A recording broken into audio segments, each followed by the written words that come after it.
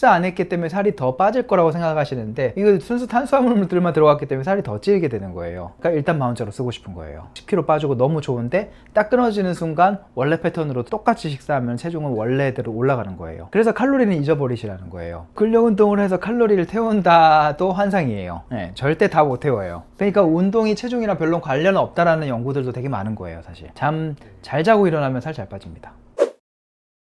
이것도 되게 중요한 건데, 근데 이게 일맥상통하는 거예요. 그러니까 다이어트에는 크게 두 가지만 지키면 된다고 했고, 저탄수화물과 고단백질에다가 이제 간헐적 단식 같은 거, 시간적인 측면에서 이 두 가지를 고려를 해야 되는데, 탄수화물 나쁘다는 거야 많이 아는데 단백질을 오히려 더 먹어야 된다는 건 많이 간과를 하는 사실이에요. 그러니까 뭔가를 더 먹는다는 행위는 칼로리가 더 높아지니까 살찌지 않나 이렇게 생각하고, 특히 극단적으로 그래서 고기 안 먹으려고 하고, 단백질을 먹는 게 일부러 전략이 될 수 있습니다. 포만감을 더 가져가는 거고, 마른 비만이라고 들어보셨죠? 여자분들 같은 경우에 정말 체중 많이 안 나가는데 좀 부해 보이고 체지방률은 엄청 높고 근육 엄청 적고 하시는 분들이 되게 소량씩 먹으면서 조금 자주 먹고, 그리고 탄수화물 위주로만 먹는 경우가 있거든요.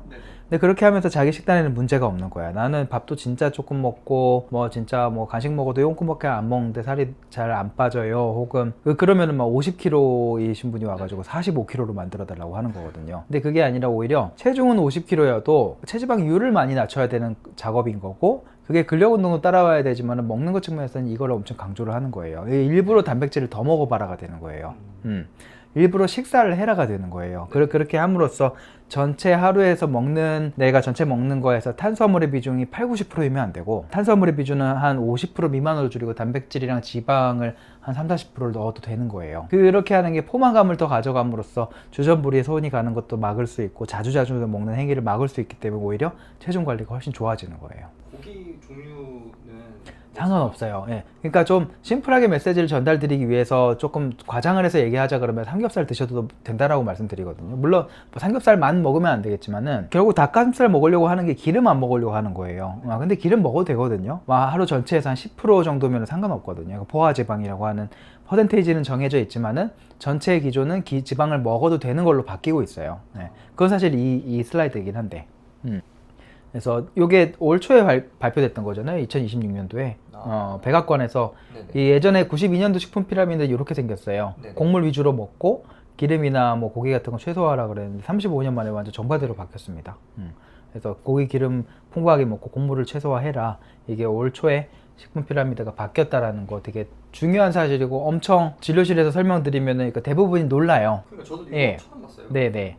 완전 잘못 먹고 있었다는 거죠. 35년 동안 곡물 위주로 식사하니까 미국이 최대 비만 국가가 됐어요. 보도가 되거나 그런 게 없는... 많이 됐었어요. 네, 당시에 1월이니까 그때 많이 됐었고, 의사들은 이걸 알고 있었고 굉장히 나왔을 때도 환영을 했었는데, 이 완전히 반대로 생각해야 됩니다. 이 세부지침 같은 거 보면은 저지방 우유 먹지 말고 그냥 우유 먹어라 이런 식으로 바뀌었어요. 이제 저지방자 들어가는 건 안 좋은 거예요. 먹어야 되니까. 네네, 맞아요. 포만감을 제거해 버리는 거예요. 로우 팻이라고 하는 거는 이제 잊어버려야 되는 개념입니다. 비슷하게는 또 어떤 거 얘기할 수 있냐면은 전통적인 한식 식단들, 우리 시골에 계시는 할머니 할아버지들이 먹는 식단이 탄수화물 비중이 엄청 높아요. 밥이랑 찌개 이런 밥이랑 약간의 국에다가 나물에다가 이렇게 먹고, 좀 잘 먹으면 생선 들어가고, 소화 안 되니까 육류 안 드시고, 그러면 거의 탄수화물 비중이 90%예요. 단백질을 안 드시게 되면 근육 많이 빠지고 해서 노인분들은 오히려 단백질을 더 많이 챙기도록 권장되거든요. 네, 일부러 챙기도록. 그래서 가릴 필요 없어요. 그냥 소고기 괜찮고 돼지고기 괜찮고 장어, 연어, 오리고기 다 상관없어요. 그냥 일부러 단백질을 더 많이 먹는 전략을 하셔야 돼요.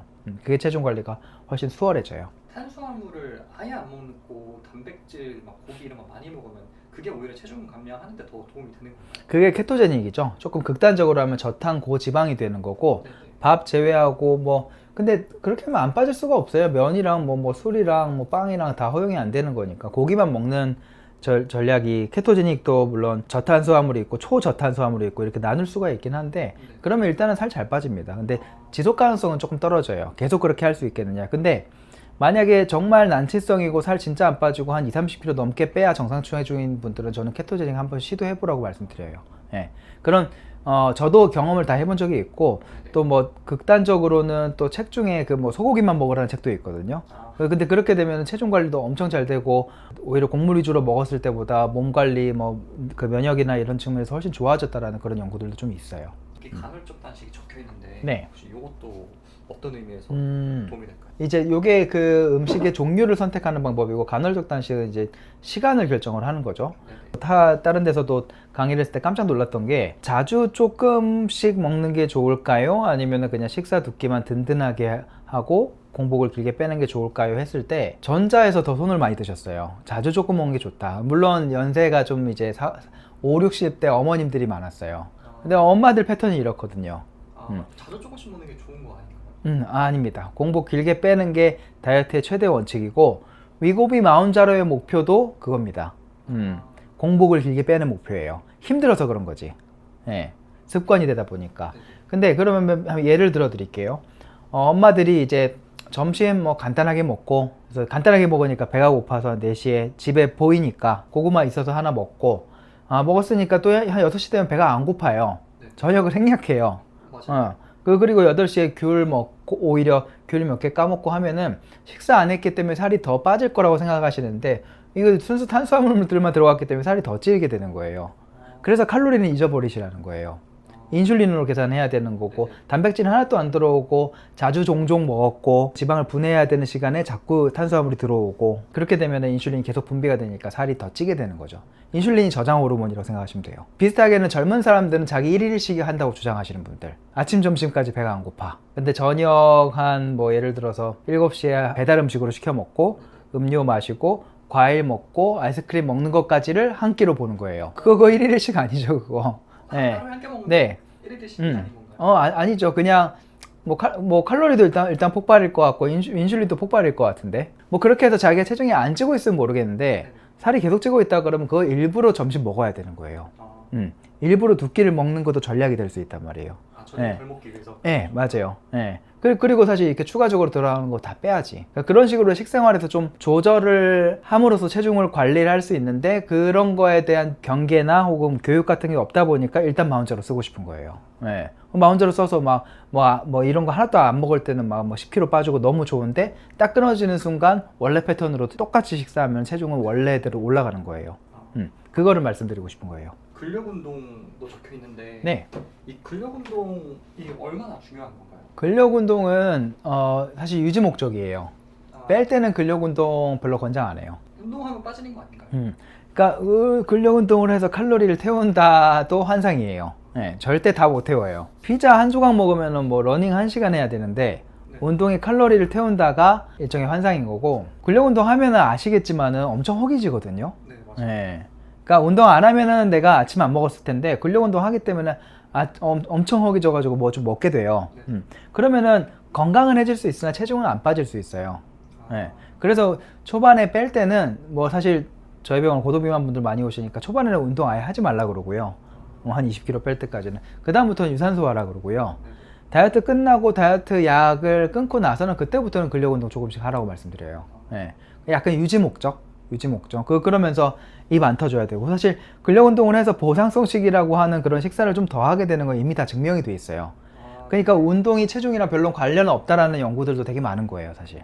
네. 철저하게 90%는 식사 조절을 통해서 다이어트를 하는 게 맞고, 그러면 뭐 PT 해가지고 뺐다라고 하는 분들은 뭐겠어요? 식단 같이 한 거죠. 뭐 샐러드 먹으면서 했겠죠 뭐. 또 하나 예를 들면 바디빌딩 선수들한테 들은 건데, 그 대회 기간에는 오히려 운동하면서 체중이 좀 올라간대요. 그렇겠죠. 대회 준비하면서 잘 먹고 잘 챙겨야 되고. 그러다가 대회 끝나고 운동 안 하면 체중이 내려간대요. 그러면은 그게 먹는 거에 따라 조절이 되는 거죠. 운동으로 체중을 조절할 수가 없거든요. 그것도 진료실에서 많이 말씀드리고 있습니다.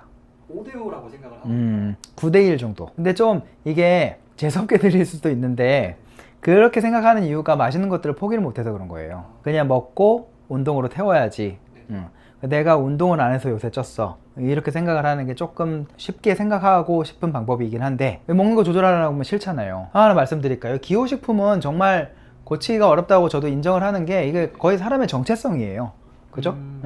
술쟁이, 빵순이, 엄마들 과일 엄청 좋아하고, 고등학교 남자애들 음료수 엄청 좋아하고, 이게 사람의 정체성이기 때문에 한 번에 바뀔 수는 없다라는 걸 알지만, 네네. 그게 체중이 올라가고 있는 주 요인이라 그러면은 많이 바꾸긴 해야 돼요.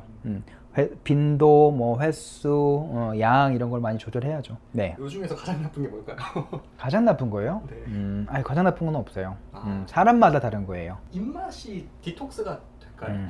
그러니까 이것도, 그러니까 이게 실제 디톡스를 해야 된다 그런 뜻 아니에요. 뭐 갑자기 아. ABC 주스 먹고 뭐 그럴 필요 없어요. 저는 ABC 주스는 반대예요.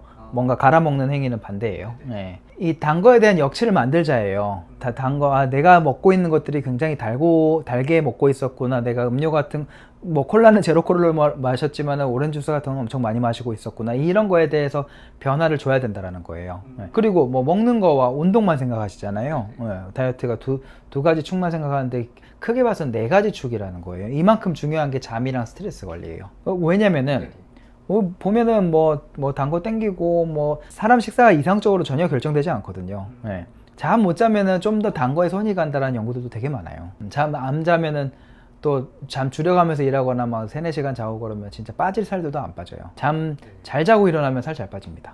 직접적으로 다이어트에 영향이 있는 거죠. 직접 영향이 있는 거예요. 잘 때도 칼로리 태우기도 하고요. 체중을 좀 낮춘 값을 유지를 하려면 독하다라는 얘기 들어야 돼요. 그러니까 체중 더 많이 나가시는 분들일수록 그렇게 하지 않고 뭔가 그냥 뭐 뿅 빠지고 다시는 안 찌겠다 이렇게 체중을 고정값으로 생각하시면 절대 안 돼요. 그럼 이 4가지 중에서 네. 가장 중요한 게 혹시 뭘까요? 가장 중요한 건 먹는 거겠죠. 식생활이라고 했으니까.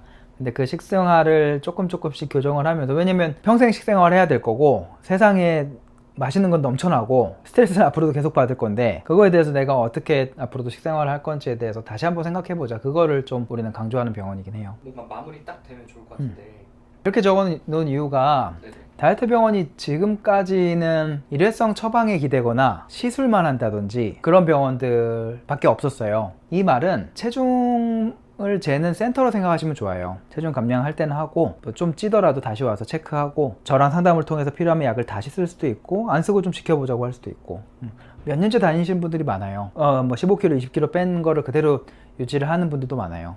그 정도까지 네. 빠졌는데 유지가 되시는 거예요? 그러니까 그게 일부러 병원에 옴으로써 긴장감을 갖는 거예요. 대부분 이렇게 한 달에 한 번 오시라고 해도 잘 안 오시죠. 한 80-90%는 안 오죠. 근데 그 방법밖에 없다. 왕도는 없다. 체중 감량하고 유지하려면은 계속적으로 신경을 쓰고, 그래도 다행인 거는 우리 병원은 이 체중만 보는 병원이다 보니까 그러니까 오시면은 그냥 인바디가 자연스럽게 하고, 또 계속 또 새로운 약들이 좀 나오잖아요. 그러면 다음 약도 시도해보고 해서 20-30kg를 뺀 채 유지하면서 살아가는 게 건강한 거지, 일회성으로 뺐다가 다시 올라가고 이걸 반복하는 건 너무 안 좋아요.